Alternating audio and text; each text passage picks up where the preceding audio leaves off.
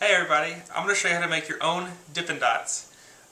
It's really simple ingredients. Pretty much all you need is ice cream, some random cups and bowls, flavor injectors, and the hardest thing to get is going to be liquid nitrogen. So if you have liquid nitrogen, this is so easy. If you don't have liquid nitrogen, find some. Okay? First thing I did is I got Neapolitan ice cream, which is chocolate, vanilla, and strawberry. And you can't start with frozen ice cream, you have to melt it. So I'm going to put it in the microwave just enough to get it liquidy.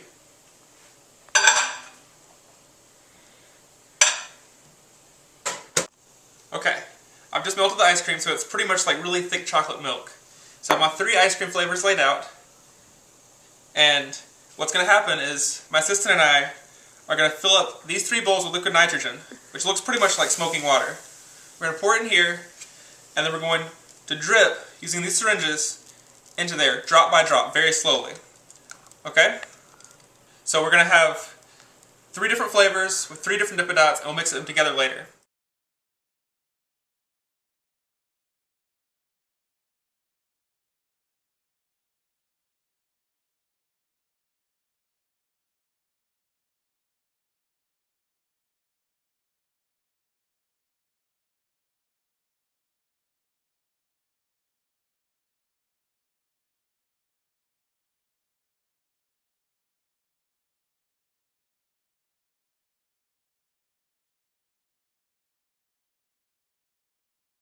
Okay, we've just finished dripping our Dippin Dots, and if you go too quickly, it'll make these big, huge ice cream clumps. So you gotta be careful not to go too quickly. But if you go just the right speed, you'll end up with perfectly shaped Dippin Dot beads. And these are still extremely, extremely cold. Way, way too cold to eat. So what we have to do is we're gonna use a spoon to carefully pick them up and put them in a separate bowl. So we're going to scoop them all together, and just like the real Dippin Dots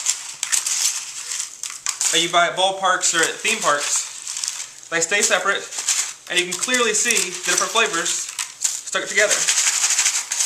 You can mix them up, and you can still choose which flavor you want to eat.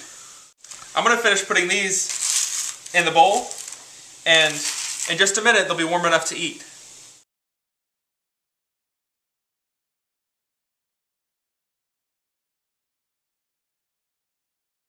Okay, we've just moved all 3 flavors into one bowl, and as you can see, it looks just like the Dippin Dots you buy for more like $6 a bowl.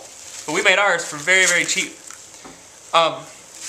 These still have a pretty good ways to cool off. They're still about negative 300 degrees Fahrenheit, which is crazy cold. So you have to wait for them to get almost about to melt before so they won't burn your tongue. You can make Dippin Dots with almost any flavor ice cream or sorbet or even yogurt. But the one thing I'd recommend not using is ice cream that has chunks in it, like strawberry chunks or walnuts or even chocolate chunks, because that'll just clog up the thing and make a really gross mess.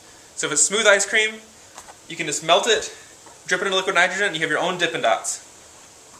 Okay, it's been about 10 minutes since we finished putting our Dippin Dots into the bowl, and all I've been doing is been constantly stirring them to make sure they heat evenly.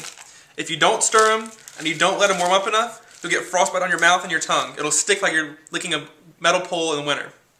It's very painful, and I don't recommend doing it at all. So make sure they're plenty warm. They're just about to melt. But now that they're ready, they're just like store-bought Dippin Dots, and they're ready to eat.